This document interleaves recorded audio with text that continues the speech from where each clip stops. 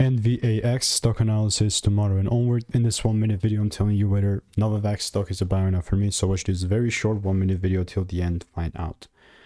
So I want to be clear, 11% down is how much like we have delivered on Wednesday. And just observing this, I'm first of all going to show you my drawings. To make it simple, I mean, again, I've done 34,000 videos over the last 4 years, spent thousands of dollars on courses and mentors, documented everything.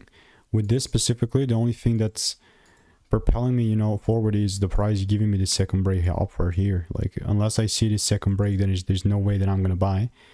And I really mean, like, when I say this, like, we're in a dilemma whether the price is going to break the highs or not.